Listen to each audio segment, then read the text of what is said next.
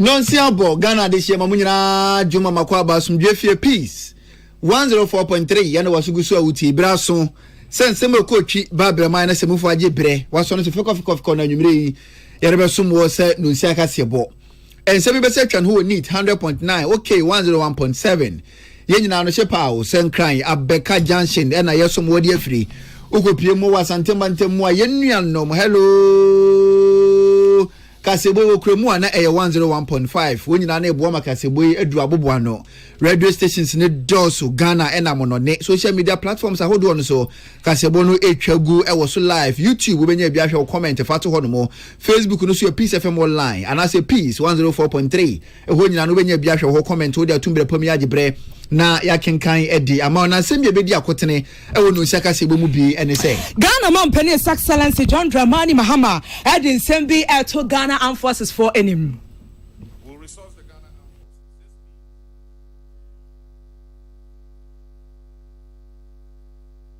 Forces in times of need. Ghana man penia be Professor Jen Nano Pokwajima Akan Sembi Edia custom officers woman sum Ghana ye afedom kuma wo my Ghana mra shebe de fie ka kira ban said ne ekoso wo boko na nyenti abanim fa de 9 NC form As a strategic border town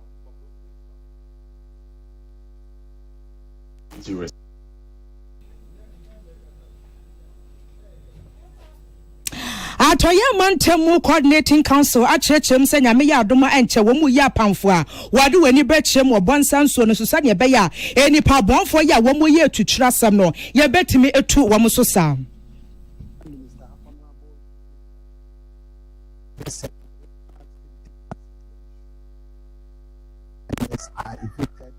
the Bonsa River.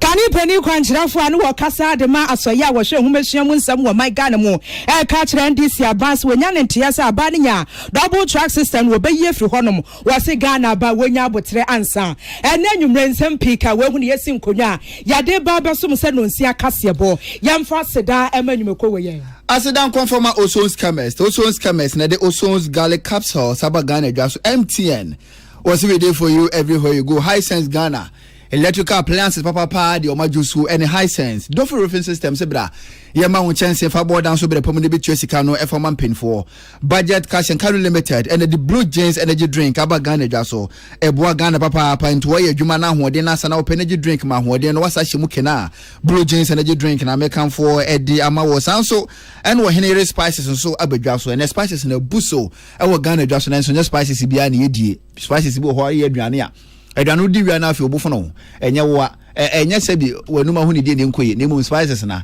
eno na enye papa abofra na aduane odi ya de chi omunyina afi onyina obi apoto ayare spices ne nye kono kope spices papa oba ne for ye aduane for ma abusua no spices a mekan for di ama wo eye ohene yere spices Kasebo ni si a mechirichi me sanse spices no egumu ahodo we ye ni nyumekwa so ya sene se anwumire ye nwanum mienu mosomfo Sadat Mohammed Mene Ohine wa kasebo ine kasebo yemfa emesomo Africa kasebo de munche mu ankasa eni Ghana man pene excellency John Dramani Mahama de atudwa se we batampa ya ne nufu tabraba wo che nshirima na so ni panyi na so ntino esi a woguso a wo hyebo se bio krom ha se tia ye tia srafo de bia da wo mo presa ne be ya Ghana fo ye bambo mu nsem betime agina na so na fe amfa ne ntuma pa ade afra na eba ne pass condition of service say ya wo man pene a chechemi ya wo che se to de bia nkoye wo ye batant nyame ya doma enche obehwe say condition of service asrafo na afeso wane a eye tememufo wo mo ye adwuma e de ma Ghana Armed Forces no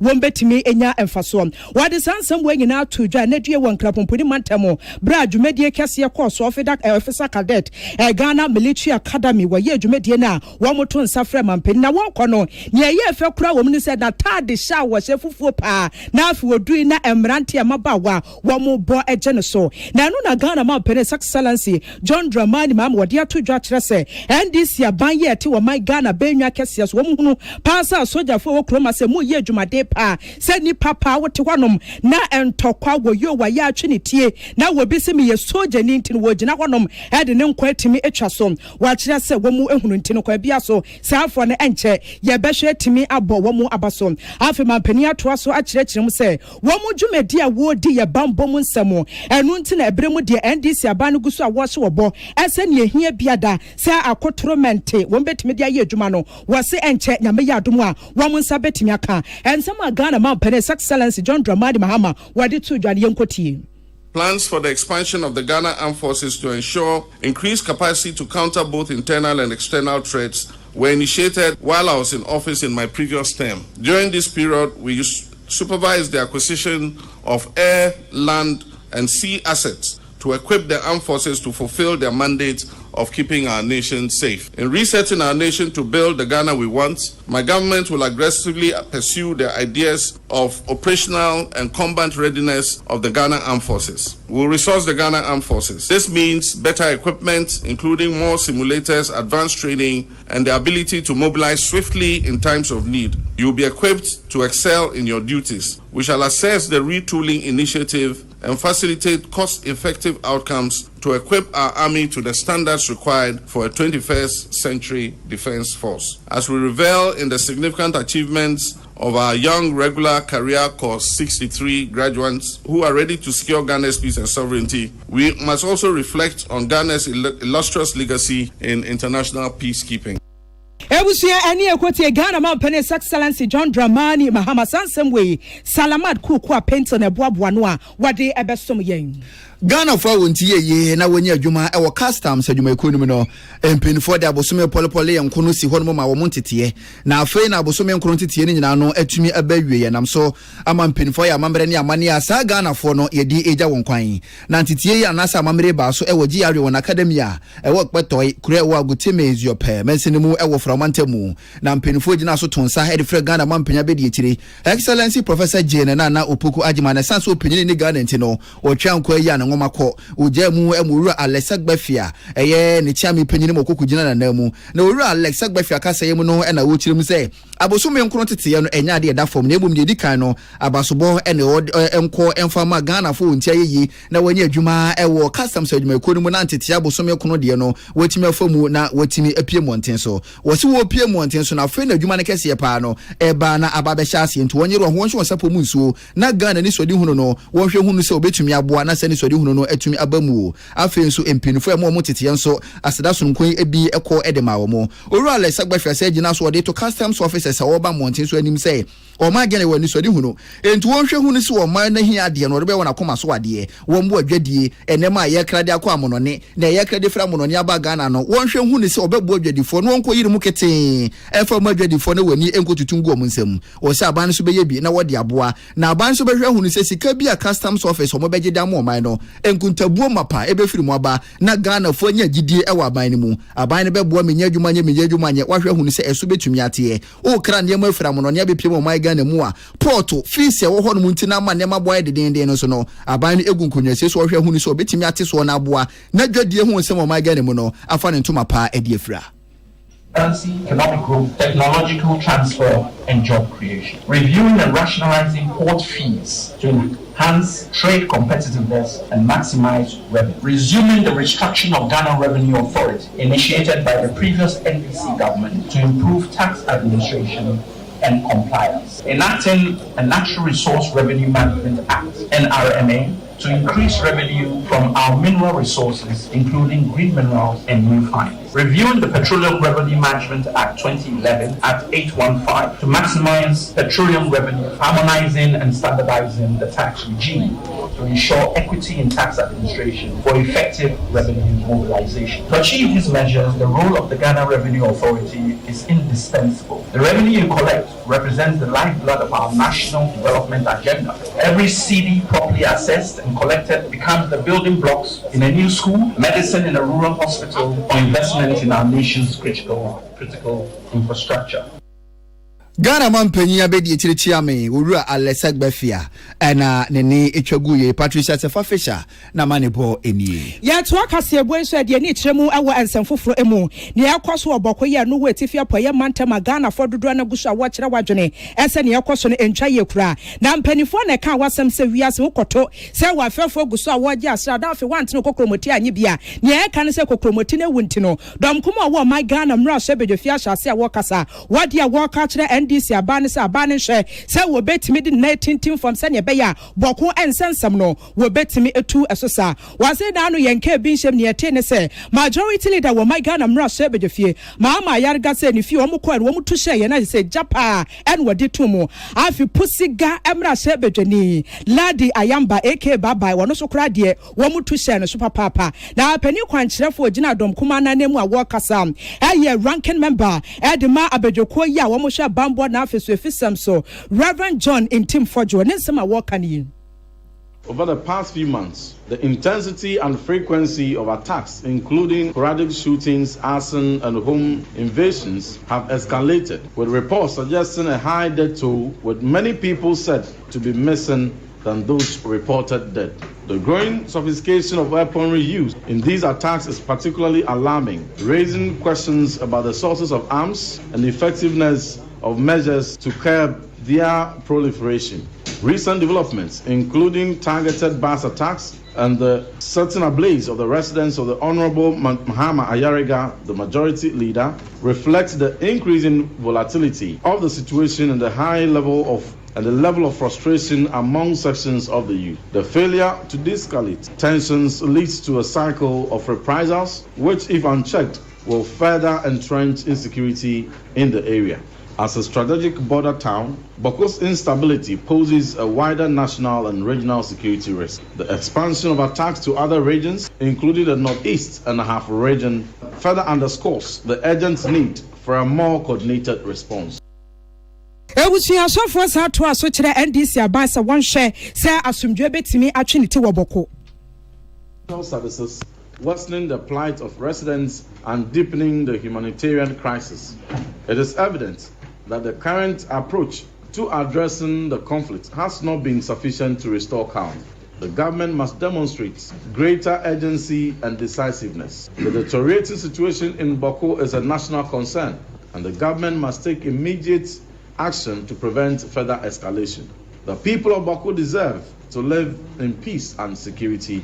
and we urge, as a minority caucus, the government to prioritize a sustainable resolution to the crisis before it spirals further out of control.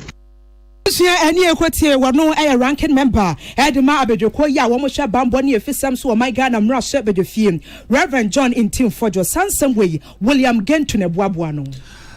Church for Edema was no Kwamanyoko NPP, a one film Mantemu, and Ura Richard Techi Benson opinion, and as Ghana man Penura, John Dramani Mahama say, if we saw by Sisaba or Sena NI before Ghana for at say Edito, was Roman Penis and Yakos on a year, man Penin for Nun to NI before non country or Mose Ajubero, Embrefi, Sebi, Obian from Zoa and Sa any to different or baby in Yan or back or baby in Samano. Now, Conco Bass and any pen will finish better as society, and or my ben yet Cherenesano. Open you say Ayako, Ayano, Ayes. Brebi atwamu na nka ne foto sanfo ora kenu furata ne fie na ne pa bia bo wura hodom no atese ofechere ko opinion ne mamu enka ne amrado da Bank of Ghana no ne fie ne ya bo wura ho ko wi akiri ese ne yere krampo ne pempena de ayere freedom ho afenso Reverend John Team Fojo wo fie a ena before ya akuru ya o masa akokopie mu ho na ne no opinion kirem se da bi o man Ghana ye nchechere ne sa anya hwe no kabiba men kabine ye di adwuma eni so obi ka asem na wo ya amanyoku anasa aban ne wani nje ho afa kwampa so to nsa fa fre nipa no wonchire mu odi ama wo sankoba sa na se hunahuna se ya de ene nkonkobo kabiba men kabi opinion kirem se NPP amanyoku ni be wo mfimfim mantamu de owura John Team Fojo mota na chi papa na emu ma de srede ene nkonfoma NDC aban se ne ekoso no hwe wonfa wonansim wonka bibi nchire NI before na asundwe ni adwubreo emfa ne tuma pamfamfira NIB operatives credit dispensation what John Raman na bedroom in the speech operatives was for feed where papa one year ban wo kachi obia what's a masker Marian so oyatepa onamna kwanda ni nsuma ni nkete wanyi mo no we no mo yen otie mra na onye oman ni hye nkwenti na what's a mask wo kachi Ghana fa wonye boni biara na me kan de ona bo Team Fojo mo yen onye ban na MPP amayuku ayo fimfim antoma ya cha eternity pinti yenya da man da the honorable minority leader Akan Afeyoma Akan also honorable Team Fojo will never walk alone. We are solidly behind him. Na ne kwakwamu no ene owura Richard Techi Mensa waka se de to dwa se ne ya na monto a enna before tu ya ne de enam mra kwa so na nam a enam mra kwa so nti enna wo kwa nipa kakra bi wakata kata o manim akutakuta tuo no eye na nka wo ko wonim se na wo ye no nam kwampa so a warrant na ekuta wo ko wonim da ho bia ho anim ase wunsuro nanso enam kwampa so nti wo ko yi omusuro wakata kata o manim eno ekire sen ayo man pain was am be oneze nka from the one nka action koten ba me hu yi de ozo gba ha na ozo agba ha na emum Ghana fo a won kwa de wakasa position wo yim na fifi ma to mi pese e ka tira won e yan tira wo na ya me se be go fo an na Parliamentary on te to bia ni fa won diro ya bokodom ni ya tamu echi na mo so wo ye bia wo na mra kwa wo ye bia ya tamu echi na ya tira minority leader sanyi na fe ma kese why they say na honorable team for jo e ba mo egbeku wo twen safra na wa kono mo won o za kama mo iyan ni high crowd de biara ba be de ko de honorable team for jo orúkọ mo akoso mo won o za mo 50 man to MPP amayeku ye ntina ye bo je boom shi ni akọ ni akata na ti ni ya tire de ya Openyina nene etwagu ye ya chochorofo edema wo so no kokrokwa manyoko NPP ewo mfimfima ntem wura Richard Techi Mensa en wodi ensemu yi etu dwa salingiza na manebo enie kani pani kwankyerefo ya na wokasa de ma aso ya wo hwe humehia mu nsem wo mai Ghana mkosi kwaten en wo ka kyere NDC abans wonya ne ntiesa aba na se double tax system wo betwem nyame ya adoma nche ayere so 2027 de na wo twemu en wo kyesa da bi Ghana abans adwene ho biom sanse wo twemu be ha adwene pa wade sansem we nyina to dwa wie bra na wone maame bia makwafo edi nkomo en wo kyesa wone kwesi kwaten wote honom na wo hwe kwan ya Ghana education system no ye dia ya amanyosam a ya na ne nsunu gujem wadwene ho a wonte ase a wonwene ho se aban we timi ba no waka shift system ni ya system we bitimi ba 4 years na we bia bo se da bi mehwa eye 3 years na betimi aboa Ghana for na no no opani wo chechem se koba ne sa na Ghana nkasa education system no ye hu se kwesi enkosi koda wase double tracking system ne eba na boa pa kani se na adisuafo aye form ne 3000 a double tracking system ni tie ko 6000 wase aba ni mpe wedie pa no wope David Kane, my main case, Shabia Boo, double track system umpono. Say, oh my Ghana kwa ye green home maintaining as part of education system. I cannot the body. Then so I want your summer Shabia Boo, yeah, and the choir fast year in Tino. Indian Pinty say, Dibia, Abese Mubeshia. But okay, the facts that it doesn't support it. HSA, double track, you know, Emma, Aquanyama, Scusa, Sabu. Biano committee for Bianco 3,000. At the end of the day, the team found 6,000. And they increase it even only access, but they also ensure that there is quality.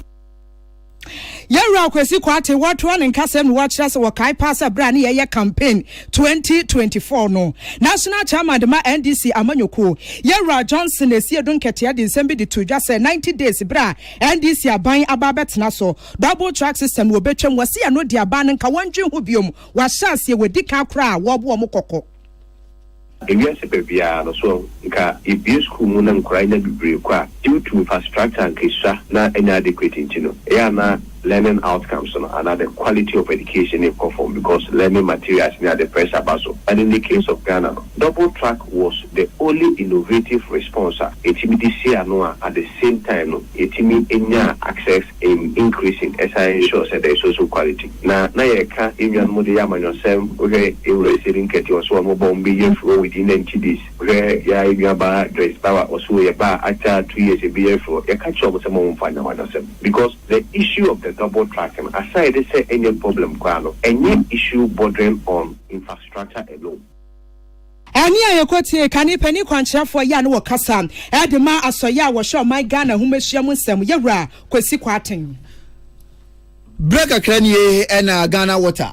wode betu dwa say enso odane danani e ma de hye water krade anase takwa wonya bi no mo no enya de obetima dane danani bi mbo nsan sutene na san say galamsa daroma aye dike nti odane danani a enye ye biem ese won fidie mpo enti fidie no kra no watum sanso ena river plan so eno na Ghana water for dane danani ma de hye wo second takrade won so no wonya supa no otimi nom na wo se enne galamsa daroma enkane na kanso otimi dane danani be ye 50 million gallons ma de hye no wonya bi nom na so enne galamsa enti wo so ne so na 800,000 gallons per enya de ache se ekoba na diba wade and I'm so my Western Regional Coordinating Council pen for na say dijawa ne de aso awon timi ntina ho e ma se bi imperial sagala muso fu su pa obenya no no wonje emfa mfiri wonsam ne sai so nti wate bambo adwuma ko se wonte ho gum wonten so wonhwe hu ne se bonsa sutine ne so wona wo so no wotofu magudi a ennam kwampa so no obeso wonyina pa achi se na be na nso ne betimi ate biemu na Ghana waterfall so nya pepa ko so ne nso ne so ma de hia e water kwa wonya nsupa na wotimi anom enam so Western Naval Command Takoradi Air Force Western Central Command wonyina no keka wontuma bo ano e ma chese okopie mu bonsa sutine ne so asimoni ense ka kire ekɔwi akire no excavator machine baku enum ene wonsa atumi asomu afidie kese pe ade twi so pompe machine so baku enwotwe ena chese nipa bi de wonani abo won asafo hene wo nsuo no so achese wo se nsuo no saa na adwumade akire no ena National Security Liaison Officer Western Region Brigadier General Musa Waja retired one central for etwetwe nkomo. The Regional Minister, Honorable Joseph Nelson, instructed RESEC, the Regional Security Council, to ensure that all illegal miners are evicted along the Bonsa River. Consequently, the RESEC composed a team comprising the Western Naval Command, the Air Force at Takoradi, and the Western Central Police Command. The operation was launched this morning at 0400 hours. In the course of the operation, all the illegal miners have been evicted, most of them ran away. But I want to stress that it is not going to be a 9-day wonder. It will be followed up, and I want to assure the good people of Takwa that the Bonsa River will be rescued, and there is no way we are allowed these illegal miners to operate again. Opinion ne etwagu ye National Security Liaison Officer ewo atoyema ntemu Brigadier General Musa Waja retired ne kase atire no atoyema ntemu soafo urumanyafo Joseph Nelson enso ekasebi Inti mame hunye de yakwaye operation kra na yapamo wia wotetawa do baby a yedin after be 1 week or so na wasan ko back no akwaye wadwuma nti menye resec atina form ya hwede ode enya patrol team bia baby a yeba pam da munkrofo yefi bia yeba ma constantly wetum na we kombo ho abenyina wone nam hona ama nkrofo na ansa na anko that for me is the only way obotum in the interim yetum na yaso ano wabra ye twen nhihye so obefri ministry aba obaba bobo am yetum yaso ano fully. Urumanyafo Joseph Nelson waya atoyema ntam ne soafo no anso ene bambo agina etuko e wa atoyema ntamu no wontetenani ana wode ensem sei etudwa na ne kasa eche ne kuafo bi agalamsa da romane wana sas we kwa wo so enye ye biem soso no dodo na no eni Peace FM etwetwe nkomo pa we die the dash de onye yi because she ade de mu yo ha awu twa ebetumi a ni bi ni ama bisu so be yi onye yi enti the dash ne ebesei kra mi say eka mi nkwa de anka oman no no oma amapani no ti say ye papa mahama so wetin ade ne nasi from pastor ko aduma we my area aka yini beje because me craft first was a apropos honu na me ko ye aduma onu su say ya omo didi asase ni na kakra de ka no ni wura so omoji enti enna ye ni nam sa abapia na hazu advasu abesan abedi hadia akuafo bi a wonfuo eda bunsa ensotini na no ene Peace FM etwetwe nkomo yi apia dankwa Rock FM na manibo enie ya pem akoyenim Western North Mantam Swafo Wilbert Petty Brentum one wadi atodwa kyerese NDC abaye krado so my Ghana asomdwe PSA betimi atwenity sane be ye obibia ebetimi ebia dwuma ewo krom hasem wade sansam wegina atodwa bra no waye amamra ne amane enipa be se eduosi a womo agentete ewo sehwibe kwai na minister ankasa ntimi ankontini ntosio no wate ye no ena chief director edema asoya wo hwenuane ne kua wonsam so my Ghana mu Samuel wadi ahye nenum na wopani wadi atodwa wato aso akyerɛkyerɛm sɛ Kajal Ghana Limited for any international cocoa company for krado sɛ brano adesuafo a wɔn pɛsɛ wɔn nya ansa no adwuma ntete titiriw any emebo no wɔn nsa betimi akabiem The government, we recognize that the well-being of our communities is a shared responsibility. Through Kaga's intervention, these young boys and girls are being given a real chance at a better future. By addressing them to mastercraft persons for training, Kaga is not just fighting child labor, it is empowering youth with sustainable skills that will help them build careers and contribute meaningful to society. This initiative also plays a crucial role in reducing the burden of employment on the government. When young people acquire skills in craftsmanship, they are able to create their own jobs and even employ others, rather than depending solely on the government for employment. This in turn boosts local economies and strengthens the overall development of the country. Ebusia ani ekwotie wano ye chief director yo wa so ya wo hwenuane ne kua wonsam so wo my Ghana mo yewra Samuel Afari na no se ya no na managing director Edma Kajal Ghana Limited yewra Max Lat wano so ede nsem bi atodwa ne dia wo kansa nyamia yadom ema mofra kanepa na nkapa die pa yede wo mu wura mu nyasem kuma hesi ade wo matimi enya kwanya wo makopie mo classroom dem a wo mu sua de. One of our values is that we put people first, and this is an investment in people. This also creates trust with government officials, with farmers, and with the community at large. So we are very proud of the achievement of those young people, and we look forward to more of them graduating from this program. We are very proud of them. Today is just the beginning. 60 people graduating, that's just the start. We know that there is 200 more that we have already enrolled, and there will be more coming. This is our commitment to the community and to those young minds. We know that they can do great things, and we'll continue to support them in the short term and also in the long term. Ania Yokotie wano ya managing director Edma Kajal Ghana Limited Max Eso Latte Nensam no na nama for penny otoso mienu wano eya adonte hene se hwebekwa na nanum atena nkonya na wagina omahena nkasa nem no kasa wo kire se wedi aseda PSM enu wade ma Kajal na afeso ICI penny for se wo wa honfama se ne tie bia kokko akuafo wo betimi abo wachi adom. Na de la kwa wo die hu se enye sukuu kwa anaza bako university kwa ana tertiary se pole no kwa ena kire se watua bibi ka do ye da ma tu se mo hu sa de we na mabobo amabuna no na mama o mo nsa ka mo adwuma nsa no dwuma amabuna mo ba no su da ma se pi se mo tua na mom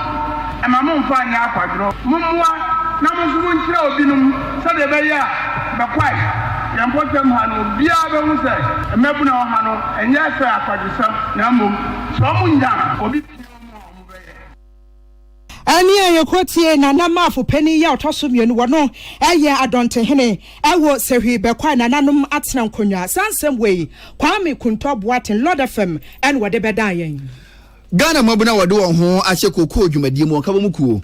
Youth in Cocoa Farming Association ne no akeka won ho abomu ede ntrene ye kwode amaban sese aban ahwe ya ene oye kira no wede pa na wode be hyehye so ede eti aban na wei na peace FM yama no bafo pa we bisa won say wo ha on say na wo kirem say ebe bi atwamu no NDC aban de to Ghana nim say cocoa bag e ton 3100 na wo fom na senke ye NDC a na nka wan tokura farmer cocoa akuafo no eye 6000 Ghana cedis ampa yakopo ye ndisi adom ndisi abetina bedu akese so afa na num hono krata piem wonte so onko hwemu a aban se onimpa se kodivu akoko bo akoso na so Ghana de ni bibi nti yetumu a enya de yeye na we na mabunu kirem se ehene ha wompene so da ene ka ho wokena so eka ho bi esen so kodwama so akoko bo yatum eni koko bo ya pagya mo dwama so a kodivu afon so to mudem na de nti na Ghana ye de no ye entimi pagya na okuwe wontitena ni no owura foku abet wo so wo ma aban bre kakra sa aboya hwe na koko bo ntumu wa Ghana mu de no ankosoro sanya kodivu afo de akosoro no a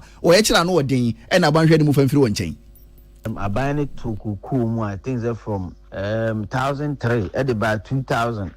within a space of 1 year no mu de bedru I think that 3000 ebe to abakura somewhere November October no almost at the 100 cities kan ho ne be ye 3100 we were kupuku ni rato force nka kire say we have been short change because they also abandoned the man no enye no eno de amaye no mbetimi amaye 6000 plus and tiema enije be ma enso ye ne afefo di nkomo yim ye to aban boom Magana for no Ebua may to abandon the NDC government. God be so good. We were to force you know needing common on finance minister. Na eno akire no eno owura abet fokuo wo de ato abia nim se bosumi kwa wiye na wanti bibia mfa mfiri mpanifo nkyɛn a wo ye kyerɛ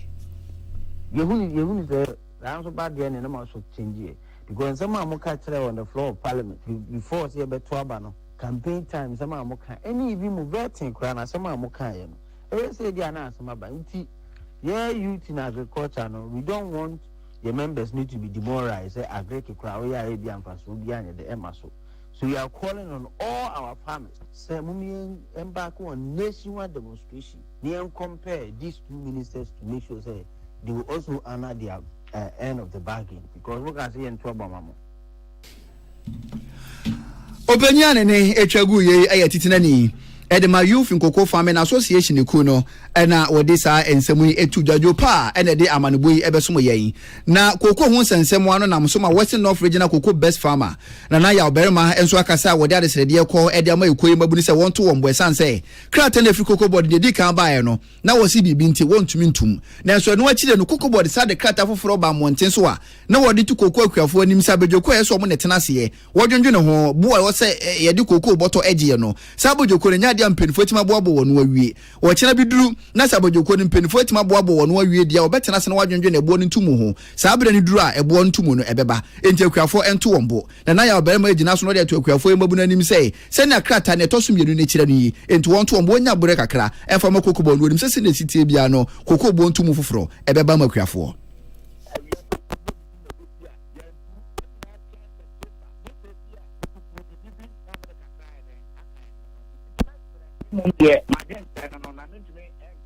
yeah, you would say Trana media or Mantonina member. Dear, some people some be no pay. And so I really am glad to move to Copen or Papanum. And I Ebalo no ma jibi dada ai wo ho ene ye de to kokoi ebi kura se no mo na mrofo no ka price no ya to awie still aye de ka kokoi atase ye de ko to se sia na ye be de ye tme pia ka na ho anya se bia ka se o ma boka to me de ko jis kokoi no ye de kokoi akwa akopia ka ebia na kokoi na se ye de ko no ensoin na enu akire no ena na ya oberema wo sen asra ban say Cocoa Crafon, a how on pa, I galamse no, any be PM or Bia East, any Bia West never he. Galamse for so 2 a month for cocoa for go into a best rabbi said Galamse Kono, Abaman and Embrimupa. I met that you were Katachi, Kosibuman Kamase, Mananapra Cope.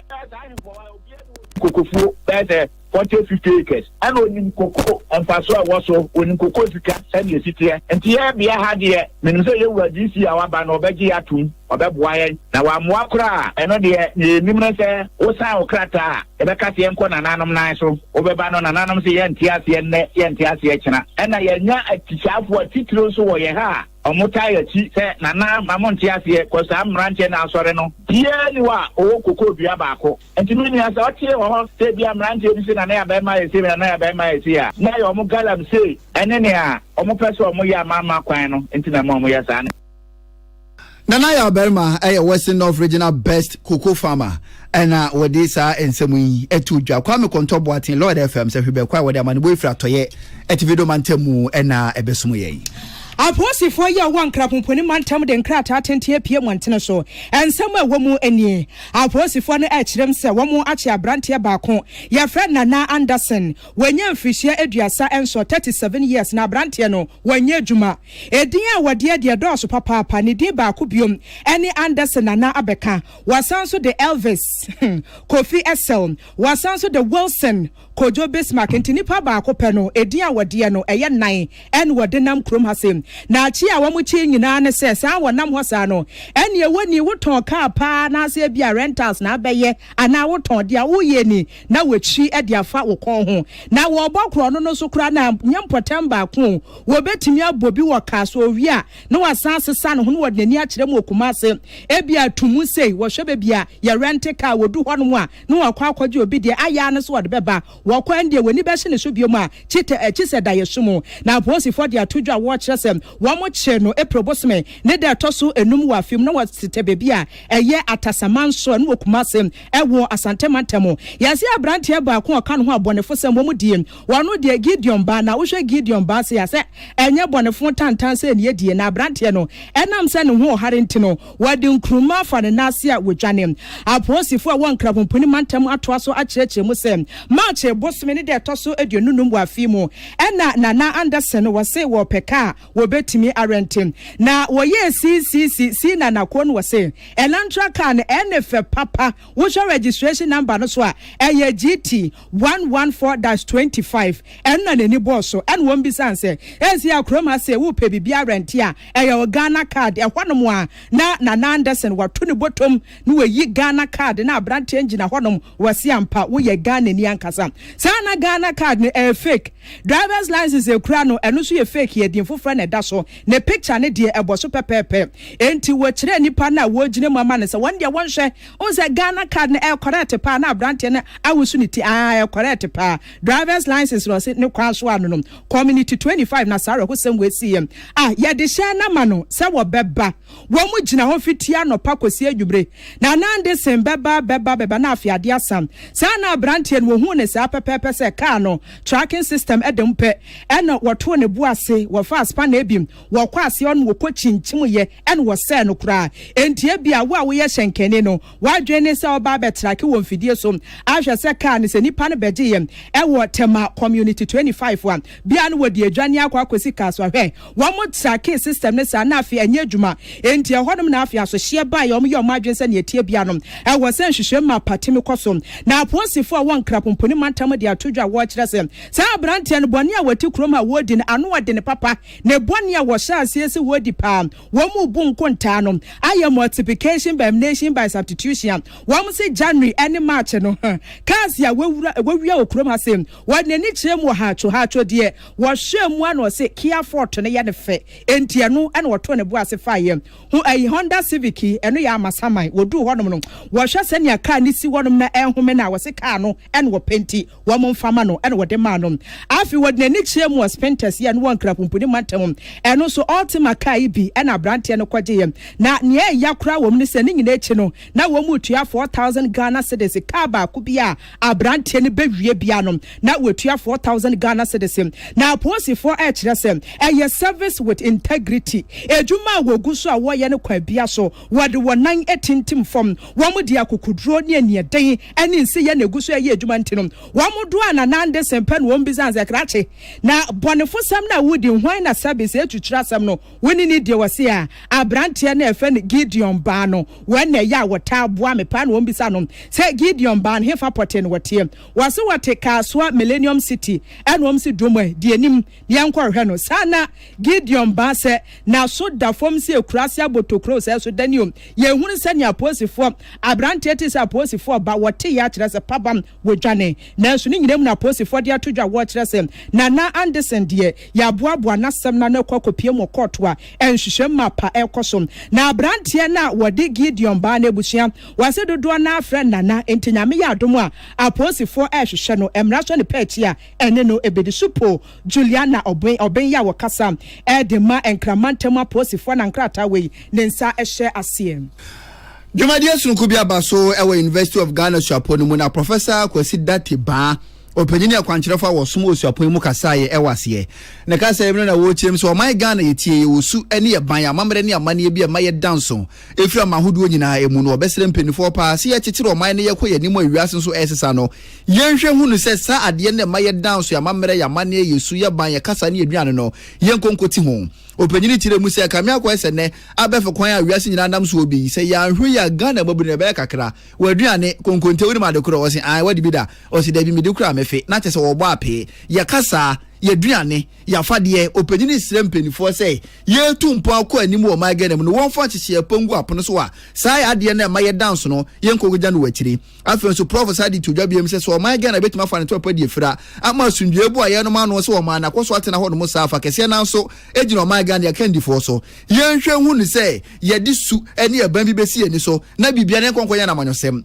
ene amanyoko ene bɛfura bedwa kɛse amanyoko bi no obɛyɛ bia ne nya ne fɛ saa so na amanyoko bi na bɛfura bedwa kɛse si amanyoko e no be bia na ninje ho wo se ye ne sanso de e bebo e be won twetwe da che so o maya mpuntu e bebere pa ansa ne yeduru ho enti mpanifo fa nsi obi nsi wonani so won hu ye ho se o man ba akoma amanyoko e o amanyoko bi o ye nyina na o man ne mpuntu ne nkanko ne yepe enti se e ne be ya ye nyina ye ntanachi bi ne be ya ye nyina ye ntanachi se ne be na o man ne nkanko yepe ni mu no ye betima duru ho. Effective leadership in Ghana requires emotional intelligence, passion, and harmony within organizations. Balancing tradition and transformation addresses the challenge of preserving Ghana's rich cultural heritage while embracing change and innovation to meet modern demands. Ghanaian leaders must navigate the tension between traditional values and evolving global influences, balancing continuity with progress. Ghana's leadership is a dynamic blend of indigenous cultural traditions, historical influences, and global demands. As a cultural crossroads, the country balanced old-age communal values with the pressures of modernization, technological advances, and global economic integration. Leaders must adapt their styles while honoring traditions. The key question for leaders is how to preserve cultural values amidst modernization and globalization. Professor Kwasi Dateba we kwankyerɛfa wɔ som wɔ University of Ghana Suapɔn mu and wɔde nsɛm yi etudwa na kasa ti no Vice Chancellor wɔda University of Ghana no Professor Nanaba Ampia Amfo wɔn so kasa ya wɔde etumpinifo anim sɛ kukuhwe ase de kabrabɔ no ho ebia aban wo ba no wɔde anisɔde hunu bi si wɔn so wɔntime nduru ho ɛno nkyerɛ sɛ wafeeli hwɛde hunu sɛ kakra betima yɛ no wɔbɛyɛ no wɔyɛ ni yie sɛ na bɛn no wɔ man no ma no ɔmani ebetimi aso ɛkɔba sɛ ɛbɛboa ama ɔman no kyekyere no afa ne ntoma padie fra.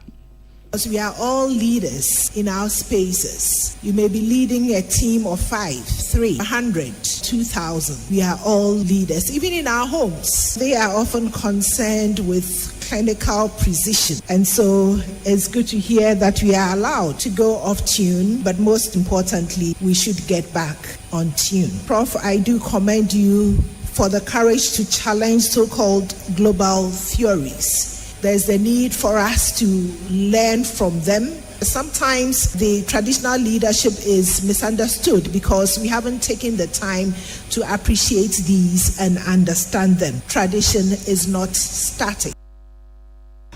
Vice Chancellor of the University of Ghana Suapɔn and Professor Nanaba Ampia Amfo ono anso eneni titena ni adwumadi ampenifo de hyehyɛ nsuyi na wɔdano ɛna wɔde sansɛm yi etudwa ɛwɔ dwumadi no ase na na ya wansa from na wɔde amaneboyi ɛbɛsomo yɛn. Ya to akase ebo no so de ani kyerem okumase wasantemantem 1 year to prepaid wo mu nkabom kuo e na wo ka kyerɛ ECG for say condition of service ya wo mu fem no wo mu kyerɛ sɛ entwa ye kura wo hwɛ commission pa wo mu gye a commission kitwe ni kyerɛ sɛ ensu ba bia nti wo mbɛsrɛ ɛsɛ ne atie bia ne ECG mpanifo hwɛ sɛ wo betimi atomo wo de sansɛm wo gina to dwa bra wo keka won sase na wo kura wo mu nsɛm 10,500 Ghana cedis ya wo mu si gya kɛse na to ye edum PZ to wasantemantem no na members ni bi ka hontieja wo mo kwa wo mo emwa members ni peace kase bodi nkoma nkyerɛkyerɛ mo de to dwane surprise ya kohwa ya ka ho asama ka we wish say management but me aboyan kakra on that now there's all the same you know you want ECG to help us wo ekwan bia wo betumi aboyan so on say yen quote say yeta no boom 20,000 na yakoton ngiti so ECG always be an already money need to use abra yen tonye yen tonye nti no ye boa won sa no e so mo so eboa yen in a way me yen so yen ho high so these are some of the things that ye per se ECG so ebeboa e ma tun akoso abaye. Ania yokotie 1 year to prepared nkabom ko okumase wasantemantem a wosre wase commission de afiasa no ma ba no muntia ne ECG mpanifo nya bibi emfa ho Samson Kwame nyameche edum kumase no wode sansem we ebedan yen Post adwumako no e de krata bi apie monten so na Ghana fo beka ya be na wotwemienu ni ena mfonyini bi pie ye e wo social media no so a ene krachi bi abayiwa bi a kyese abofra esa hye nachi ena krachi kuta abapoluwa ene so wode buru mame ye anie eti mfonyi pie social media so na post for se ade we de anie nyan ena kyese ofifi mu a kolego no mpotem ho no mo krachi okokoso ni pechi edua ye nsaka ene ni ba afo o 29 years wo ye fisherman farini na ewura no so no wo ye na yakayaka de no ni di ene Francisca ayi na wo chem se ewura yi one krachi ne kanti mampo no no a kyese one na tena be mfinhia kakra nie abofra wanya mfinhia nwotwe na wo hye ma menachi wa bra na krachi de abaye boro no krachi ya akasa ne ba na ne koba ye nti akrachi kyese nipa mu monten so ofa aba poliwa na wo de boro ma mene de enya de aposifo ode mu nkyere mu ba ye na so otire mu se krachi ode na kwa kopie mu court ma court atena so odi na asem awie na krachi agi atum se na oye ye no waye mfomso ne science court aye ne se waye mfomso de a se bi mpredwa se ye ntwa aba poliwa mfa mburu ni pasa wa bra abofra so se na chi enti won kodam de okwakodam no mpenfo aye ne se na wo hwe ba akopɛ aha no wasanya adwumaden na wonfa mo my Ghana enti police adwumakuo de krata pie monten so se sanfo nyine na pie ya na Ghana fo ka ho asem social media so no waye ho adwuma wie o de krata na kopie mu court ma court atena se di na asem awie na watwum 1 week imprisonment ene de ama no so nkono nkotwa won sawam no wanya adwumaden 1 week na chi oba monten so a afei wone na kanti banya asem a obi hu kwampo obi sisi wonfa ba emfa mbro no yet to akase bwenso aye de ni kiremu ansem foforo emusisi aye kase Ghana ma Parliamentary Excellency John Dramani Mama Guso wo bodi DC ene MC fo ntinyasem kuma kra one year pre mampani mi tumi fo ne yentuam one year nam won bebi se bia sada se otewa ne abodi DC ne abodi tumu aha no sa no kwa no asomo manfo ne ye na akoba ne se sisi ade afoto ne yeguso ade mu omo pa se ye bodi se MC anase DC asebio nyase bia ho na Febro so ama na se adwuma na betimi aya abro so na emom yenim se nipa no wasum party ne ye enti esefatawo enam so ma Western North Mantem so for Wilbert Petty Bretum etu omofo se ya bodin se DC anase MC aba wo ba no ene no kuradie kwa so ye adwuma no akukuduro ne ehun se nipa we de adwuma na wo ye pere ye chese no kuradie kwa so awo de no enkoba ne se wa betina anom ena DC aba na ti so enti ne apɛ na ye ena nipa omo MPP de se bi omfo omo nya hwe wo tu wo mofo papa wa kire se sa di brekese ye de sha wonsam ese DC anase MC no enye dwumadi abeka se afe na wo de akwadwuro bi meye adwuma no menye na mom wase kire mpanifo na wo ma wotumi ne se ampa adwuma de nya meye adom a ye de sha wonsam no nkuto de obebu adwuma wadere na afe sa mensi ne timi akonenim na afa ne ntuma pa de fra wase adwuma ye de sha wonsam na ya wadwen se ene ye de ama mentini ampa bia me twine for me twine condemn me twine grebu dia hunu se dudu agina nkyɛn a wɔm nyanka wɔn bɛyɛ wade sansam we gina to dwabra nipa amampani bo ne din dwabo so na afei ye gye no de atomu yako abɛnwie no atama no atina ɛka na o yɛ pa na o se kapuro absolute ana obedi o party eti me trena na tawo ɛno unyi sɛ ɛyɛ electoral area na ɔbɔna electoral area who's on the party of Akan and who is one. The election will have been at the over 100 that's it. We have some along the way. And the community, the state of the very the medical act, and the view of one. The time I acquired Ania yekotie wano eye Western North Mantem so for Wilbert Petty Bretum na this year ye kase nyame aye adomhye assembly members na wom nyina ye eduonu miensa wom nyina kwato aba no se yes ane ye pelpa enti ejina hodom 100% kire se ebi ni ba bia wo bia se ye omfo ane so Alexander Edu Quest wono so kasa ne wo kire se wonu se no dibre ne ye de ahya ne nsam wo meda wo metonko wo beye dwumaden ankasa na emom ne vision kase pe si ni so anyame ya adom a waye DC wa behwa abo no wadere aye sanitation sane beye efi emene ne manfo say cleanliness is next to godliness. Jesus said, the idea in the area of anyway. Say it means the fiancé. No, we are not so say, yeah, Masika, Akan,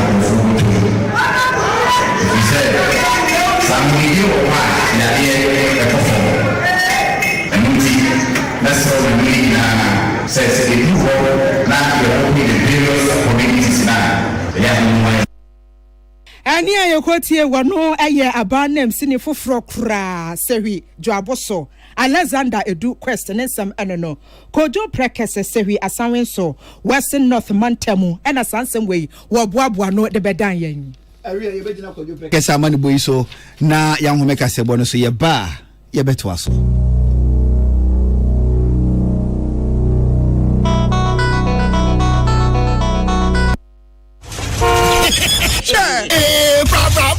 So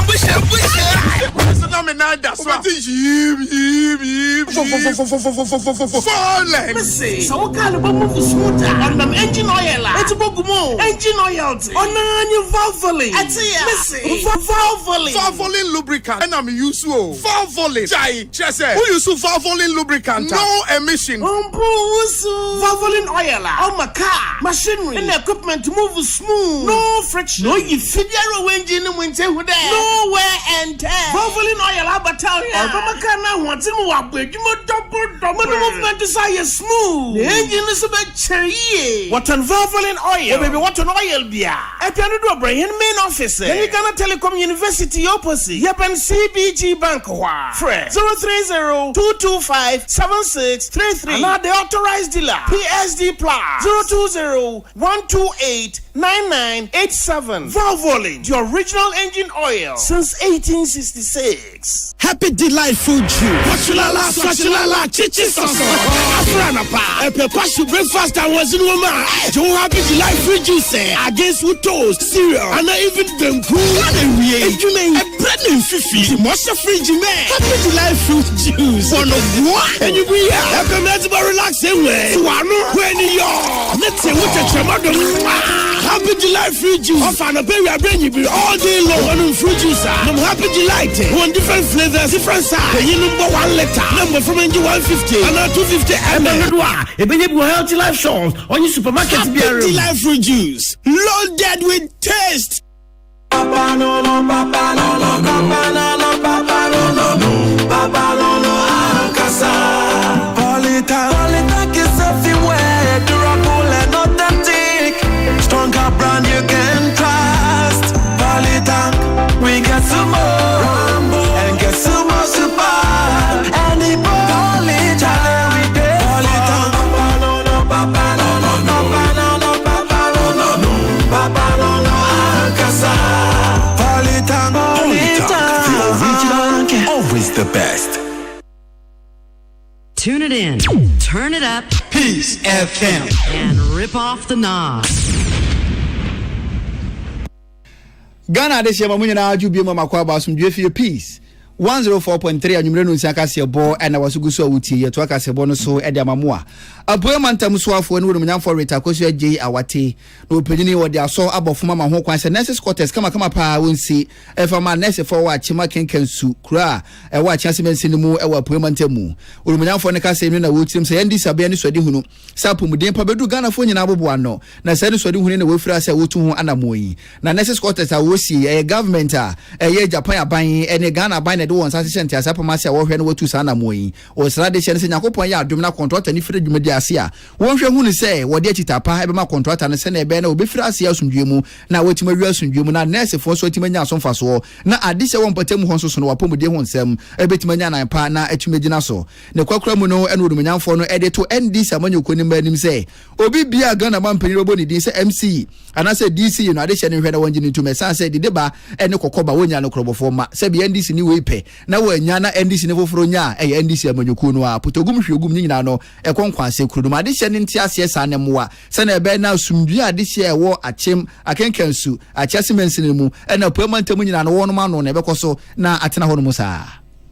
Yenyina yedi asida PAC Emma Nyame na yedi ama ye President His Excellency John Dramani Mahama se wadwen ye ho na Japan abansu yebeda na ase se oni ya kan boma ena dwumadie yi yebe sha ase ya yenyina yenim se apomodin die ehu hia kro be ye ye school be ye ye nyuma be ye oni apomodin ya ontemenye na we ya de a eda ya ban na komaso se obema health vision akoba bia na obi yare a yankopese ye pe ambulance ansa na yedi na akoba bi akosa na yare mi fi ha no na mi ka kire kromufo nyina ne say ya ye vaccine e wo region ha ewie akowie wo national within now up to the end of the month there ye gidi si ye benya ye DC ye nim say DC obeba no e ye ne nyame apaw no ye party so apaw no na ye president so aprince o ye party ni oba munso ni mu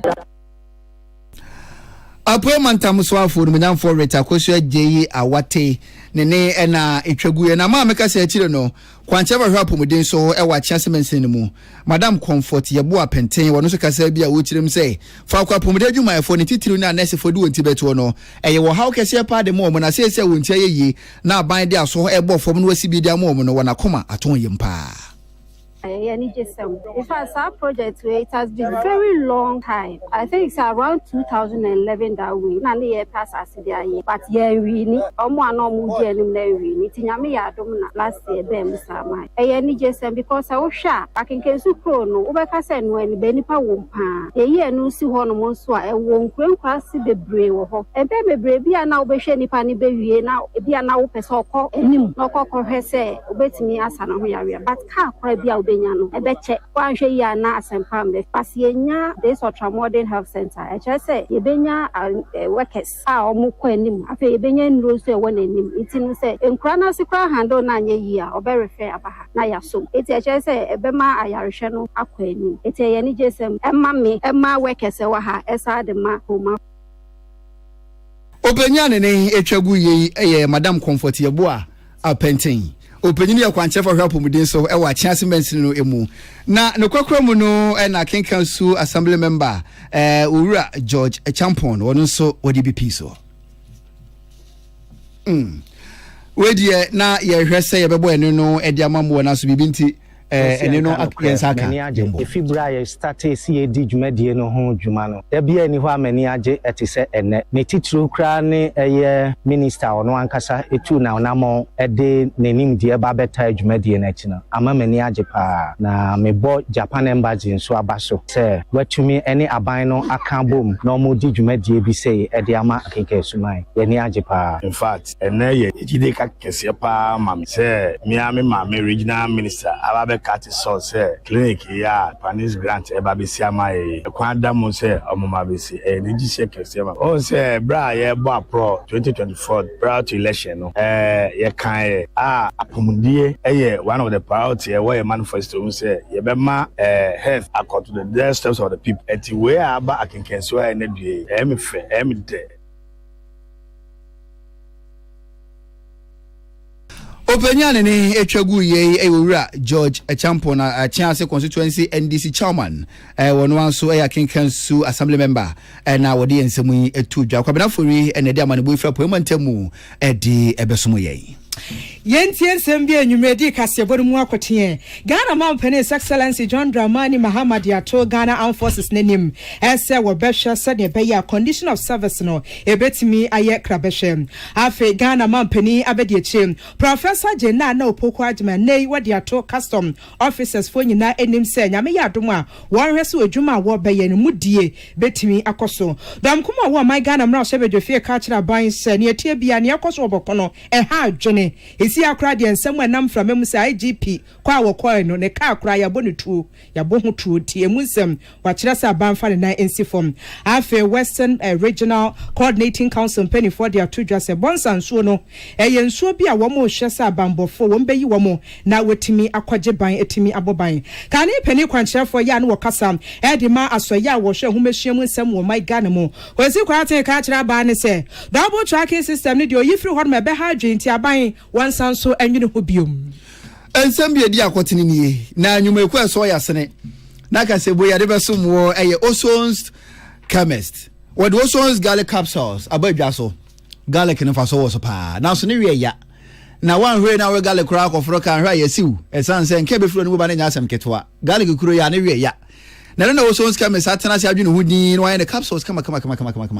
entu unim garlic so mfa so a mesere so obekọ nipa domu a na wa pe capsules ne bi na wanom se na ebe na sabi ukọ nipa domu no obi ankwanko ye ofichi obi a eno ene adun wanwaso a Osons chemist for ede abadwa so ntu fredi a Osons garlic capsules na wa pe ne kira kwan MTN was we there for you everywhere you go MTN dey enim no enti enso kan amfa hwe nanim anajo high sense Ghana electrical appliances papa de oman mu de oman himfie omajo so any high sense so refrigerator chest freezer air conditioner television gas cooker electric cooker washing machine smartphone sound system rice cooker na opa na odi wona chemu e high sense Ghana na amanfo se omode na ya no motete so high sense ye de ye ehudi so obia ni Ghana ba appliances omutimete so pa chen ye enti odi store na ebe wo no ko no go be say TV ne bo uwi am the number ne betudwa frɛ high sense for the bi so mo say o fe TV asimesi 32 inches aye sen na fa to ho na be hu ni say high sense ye de no ya teso papa na bonro ye showroom bi e be wo mu offer yi ekoso ba bia wo benya ne ma ne bo for ye papa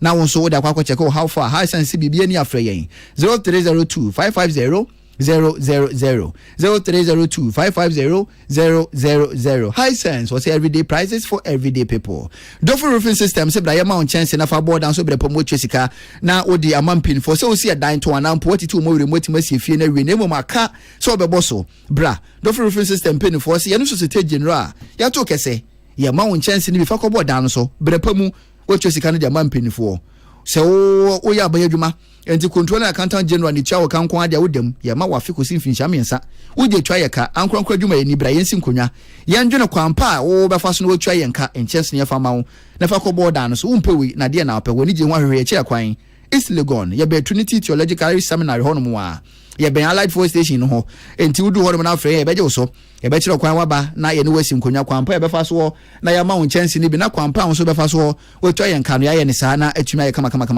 obetima afre Dofo roofing system 0543 661 716 0543 661 716 and I say 0243 232 818 0243 232 818 number chat 0308 040 096 0308 040 096 Dofo roofing system where you think roofing think Dofo budget cash and carry limited and the blue jeans energy drink abagana jaso be finishia duno any achire nie and the blue jeans energy drink asom Ghana for dodo na betu blue jeans wo kɔ akwakoya akrobeto oda so wo ho so hu Bawku bi na wo dwaso no wonum wi a na asa ahompopo asa atiegu so cafe ni nko ayembo wa pomuden so benom energy drink ebe boa wa eye blue jeans energy drink na mekan fo dia ma wo ene ma pa ye dia ye no wo nom no na wunya so mfa so bi vitamin B2 B3 B6 B12 taurine ene guarana nyina no ye di bia ye blue jeans energy drink to nom no ubenya so mfa so be boa mo wa ho odin ho nsem etima gina na so adwuma bia wo ya ho odin na ba fom no ubehia blue jeans energy drink ho odin be sa ba bia mu a ubegina na so na wo bo adwuma che papa be ma no me yeyi oba so no mo yeyi na ne dodo mu a na wafre budget cash and carry limited 0208 128 190 0208 128 190 and I say 0550 010 000 0550 010 000 Wahina your spices abba en kanibi na ikodwa so spices bi ebe hu bia ne na yato ebe wi akiri no kotobe kuma ne wabusu nyina ayare esanse aduane a wo ye de mo no spices ne yakoye wuduru e da ha omo entimi nua ba ukodwa so obeto spices a no hwehwe wahina your spices akira kwan yes wahina your spices yankase natural spices anyakopo de adom ya bibifo no a ena mpinifo de ne de ni odura ho kama se ne be na ense enti to ne fogugu dura wa mu wa kitchen ho no mo ube yusu a ebe boa na bo no abuso ne nyina no mo ho ban ennuane ayedi ne nya papa enti ma yare nso ati atese enti ubedidi a ne wadidi yie ubedidi yie nso a ohene yere spices ena mekanfo edi ama wo se ya bomu na oye enkwan jollof chicken aduane beef aduane spaghetti anampo fish a ubehia spices na wo de steam ho a eye ohene yere spices ena mekanfo de ama wo na eguma so to be ye nwotwe say your henry chicken seasoning anampo stew seasoning jollof seasoning fried rice seasoning goat seasoning shrimp seasoning anampo beef seasoning noodle seasoning nyina no o henry spices obi entu fredi ukodwa so a seasoning bia opɛ no wonsa beka to bi nafa ko ye aduane na wonsa no bebo papa e bia wo ye restaurant wo ye choba e braso se wo ankasa ye aduane e be frefre dom e ho hia se wo de soundboard ko si janse no so mo aduane na ankasa ntwetwe dom obi twam os enkwan di nhwam obeba be didi wo ho no mo use spices e be frefre dom wo henry spices and American for edama woni dudu mu a na wa free penifo 0207 805 398 0207 805 398 and I say 0244 525 908 0244 525 908 wo henry spices was say eye dewu we na adwumaku abeso ya sena nwumire nwanum bienu si nkonya kasebo ye de ebesomwo akenkan for ye me Sadat Mohammed Mene ohene wa kase bo ahene ebusia ye sori nkonya bunu so na Sadat ne yakwaso oboko no ye besere ye mpanifo sisi a social media so video no IGP ne ka on say IGP ka bia ya tro GP1 ebo hu ne lankusa ya odinam no ni na o sha on say bebia passenger trade no aha baby ben fuel a tank no aha asie horom na wo mo atomutuo aha asie horom na wo mo atomutuo si IGP ekopie mu ewo Bawku na wo say aposifo ne asrafo no ebi ginagina ne nchen a wo mo hwetimi aboba jeban ti mebu no bi na yesusu say wo mo atotuo di abo IGP ne ka no IGP ka bia ho a eye IGP ana GP1 one wasie na metane yewura George Kufu dam parishia power lands commission ti omo pass ne de aha ma hye ne nso pa I see enti ye mompa yesa sumdwe beba esanse nya GP nko a dom kese no ba no dani mahama yarega ne fie wo hono mo omo atwaja to mo no sanso na urumunya for kind story Pusiga yes aka bye yeah hello honorable minister okay congratulations bye enti omo da kan de ho aka bye ono so ne fie so enti ne akoso ho no ani enyan police commander divisional police commander yes ono so sa omo kwa basa yo ntini akoso boko no na nka ehwe ni mu se nka IGP akopie mu ohoyi na nka mabunu no obeka me dam kakra na so IGP no so kwa no yasa akotu ne ka mutuo di a na chese eni ya yenyan enti ebesere mpenifo se ade no eya aginsem enti wonfo nansi fom ena ba bia boko so kra tifido ohun se ye wo hie so enti se ya nhwe na ye ntimi anso ade wi no na so hu ebe ha dwen bebre because baby yes ye wo hie edase e hono mo wo hie so ebe ha dwen ti ebe sere mpenifo se ne akoso bokona ni mu ye wonfo nansi fom mampanyina kasa fa ho ohene kesi ane nan ewa asemi mu eye otumfo yes wona ye yi ne se wo hwe na wo siesie nti yes wo tie ne nachi kakra wo so wo ba obetu ho ana mo mfani die emo otumfo anya hwe kura momfa obuo ni die ma no because IGP na waba na wo ba be hwe no ena ne hye ma boni tu afi hwan bio ye ko bere wu ne yeso mpafe nam na ebe ye den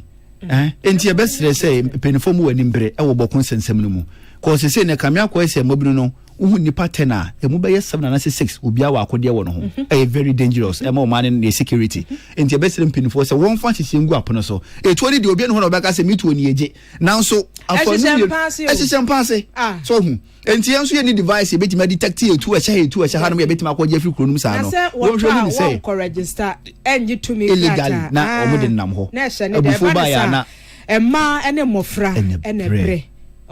Ghana wo hwe ya fam say ya asumdwe enya kura ne ye complain ye ho kire na so na sefo kura se yetim na ho de ye ti hei a na ye tuo na akasa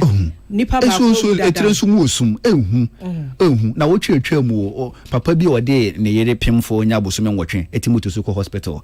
o se maburu gina na wanyina moto ni twam dimakum maame wanyemitu ofo nachi na wofo nyina na so hu tini ekoso no eni enyan ye wana afofo ha nti ye kan se ya obi nsada hu the nature of it but it's serious Ghana ha ya efretifu do a ebesane kakra ebeba enti yesre se mpenifomfo nansi fom na we no wonso ano pa because IGP kura na yato ne ka mutu owo mu a ebia nka bia asem foforo ti an we post for the crata bi pm monten so afa mo dey say IGP no because video ne dey all over social media da honom GP1 da honom a asrafo ne post for gina nchen yesre wo mo we eni kwanse ye de ya amanyosem dabi akaye ho okuma ye de ya amanyosem tie ntimi ntu ase e na we blame party na we de party bi eno an ye da so tie I was Ghana for me ye nite na ye nyine tra amanyosem so honom kra no eye sikasem ya sojafo ne aposi so sikasem ha adwen pa yeso ya ho kire ye o man afi na ye se fefe so ye sori antokwa se ya ye de kwan tiensere mpenifo se wo mo mani mbere wo ho Bawku hodom na wo mpe ade no anopomasi bere sanse eya aginsem enu ntino yemfa kase bonisi na wo ba na wankwa adwani so na manso cheridua so obegebo enti yenkona edwumadi e hodo etoato asonso no wotwe bo akase bo ebesan aba nuanu mienu yabo yedin dada enti yemamumo onso abo de no yemamumo enitia enyado